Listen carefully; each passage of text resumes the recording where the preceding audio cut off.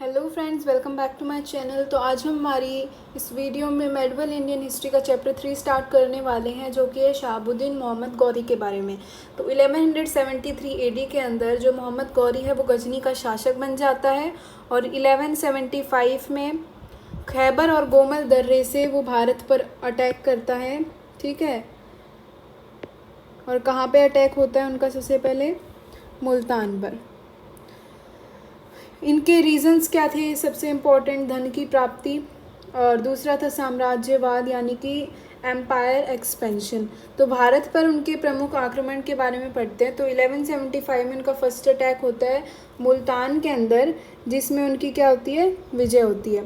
1178 वाला बहुत इम्पोर्टेंट है क्योंकि गुजरात के पाटन आक्रमण पर चालुक्य राजा भीम द्वितीय, जिनका संरक्षण माँ नायकी देवी ने किया था, वो कहाँ पे हुआ था? माउंट टाबू के पास हुआ था, और वहाँ पे गौरी की भारत में प्रथम पराजय हुई थी। तो गौरी की प्रथम पराजय का अगर एमसीक्यू क्वेश्चन आएगा तो आपको पता होना चाहिए माउंट आबू के पास हुआ था, और कौन से ईयर में? 1178 में। और तराइन के युद्ध काफ़ी इंपॉर्टेंट होते हैं। तो पहला तराइन का युद्ध हुआ था 1191 में, और ये किसके बीच हुआ था? पृथ्वी चौहान और मोहम्मद गौरी के बीच में, जिसके अंदर प्रथम तराइन के युद्ध में पृथ्वीराज चौहान की विजय होती है, और उनके सेनापति उस समय कौन थे? स्कंद थे। वहीं जब तराइन द्वितीय हुआ, तराइन का द्वितीय युद्ध 1192 के अंदर, तो उसमें भी पृथ्वीराज चौहान और गौरी का ही बीच में हुआ था युद्ध, और इसके अंदर जो है गौरी जीत जाते हैं। तो द्वितीय और प्रथम युद्ध तराइन का आपको पता होना चाहिए, उनके ईयर और कौन किस टाइम विन किया था। ठीक है, तो 1194 के अंदर अगर बात की जाए तो चंदावर का युद्ध होता है। ये भी काफ़ी इम्पोर्टेंट है क्योंकि चंदावर के युद्ध में गौरी ने लक्ष्मी आकृति वाले सिक्के चलाए थे, और ये क्वेश्चन बन सकता है एमसीक्यू का कि भारत में पहली बार लक्ष्मी आकृति के सिक्के किसने चलाए? तो आपको पता होना चाहिए गौरी ने चलाए थे। ठीक है, और इसमें चंदावर के युद्ध में जयचंद की पराजय होती है, उसके बाद गौरी ने लक्ष्मी आकृति के सिक्के चलाए थे। वहीं 1203 की बात की जाए तो ऐबक कौन है यहाँ पे? ऐबक का आगे देखोगे आप, काफ़ी इंपॉर्टेंट रोल है हमारी हिस्ट्री के अंदर, दिल्ली सल्तनत के अंदर भी। तो ऐबक जो है उनका प्रमुख गुलाम था एक गौरी का।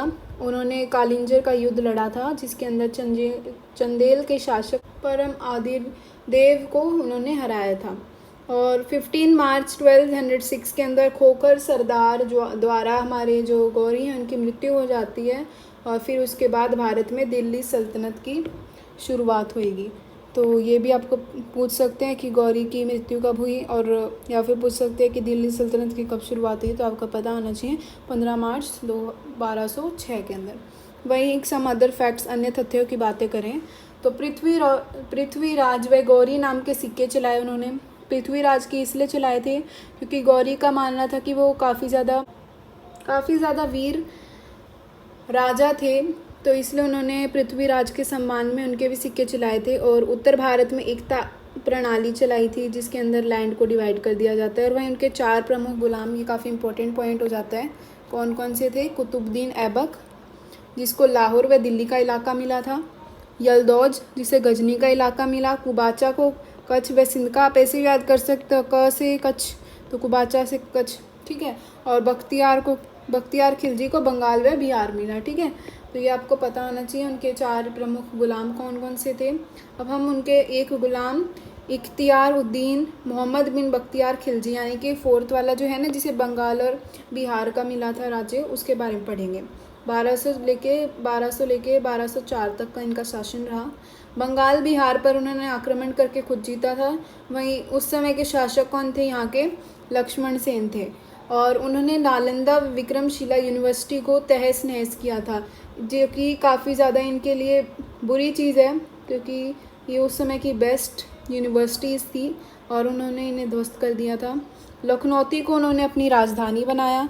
और गलती इनकी क्या मानी जाती है बहुत बड़ी? असम के महाराज्य पर हमला, जिसके बाद वो हार गए थे, और फिर उनकी मृत्यु भी हो जाती है। और वहीं प्रमुख प्राचीन विश्वविद्यालयों की बात करें तो हमें 3-4 पढ़ने होते हैं। सबसे पहला तक्षशिला की बात की जाए तो आपको एक गाना भी है तक्षशिला, जिसके अंदर शब्द आता है। ठीक है, आप कमेंट करके बताना। तो तक्षशिला क्या है, वर्तमान पाक के पंजाब में है, पाकिस्तान में भी पंजाब है तो वहाँ पे ये लोकेटेड है तक्षशिला यूनिवर्सिटी। कौटिल्य, पाणिनि और प्रसेनजीत यहाँ पे पढ़ चुके हैं। आयुर्वेद विज्ञान का केंद्र माना जाता है इसे, और ये कहाँ पे स्थित है, ग्रैंड ट्रंक रोड पे, और 1980 में यूनेस्को के अंदर ये आ गया था। वहीं दूसरी यूनिवर्सिटी की बात करें पुरानी प्रमुख यूनिवर्सिटीज़ के अंदर, तो वो है हमारी नालंदा, और ये वर्तमान बिहार में है, राजगीर जगह पे, और वर्तमान बिहार का प्राचीनतम भी कहा जाता है इसे कुमारगुप्त के द्वारा 413 AD में बनवाया गया था, और इस यूनिवर्सिटी को ऑक्सफोर्ड ऑफ महायान कहा जाता है। तीसरी है हमारी विक्रमशिला, वर्तमान बिहार के भागलपुर इलाके में ये यूनिवर्सिटी है, और पाल शासक धर्मपाल ने इसे बनवाया था। 783 से लेके 820 तक का समय लग गया था। बख्तियार खिलजी ने क्या कर दिया था, इसे ख़त्म कर दिया था, और लगभग 1193 AD के अंदर ही कर दिया गया था। ठीक है, और वहीं वल्लभी की बात की जाए जो हमारी 4th इम्पॉर्टेंट यूनिवर्सिटी है, ये कहाँ पे स्थित है, सौराष्ट्र के गुजरात के सौराष्ट्र इलाके में। प्रशासनिक शिक्षा केंद्र माना जाता है इसे। चीनी यात्री इत सिंह यहाँ पे पढ़ के गए थे, और बौद्ध शिक्षा का केंद्र इसे कहा जाता है। जैसे इसे आयुर्वेद विज्ञान का केंद्र कहा जाता है किसे, तक्षशिला को, वैसे ही हमें वल्लभी को क्या कहा जाता है, बौद्ध शिक्षा का केंद्र। और अगर आपको ऐसी वीडियोस चाहिए तो please do subscribe to my channel to stay connected, and make sure to like, subscribe, comment and share my video. Thank you so much for watching. Bye bye.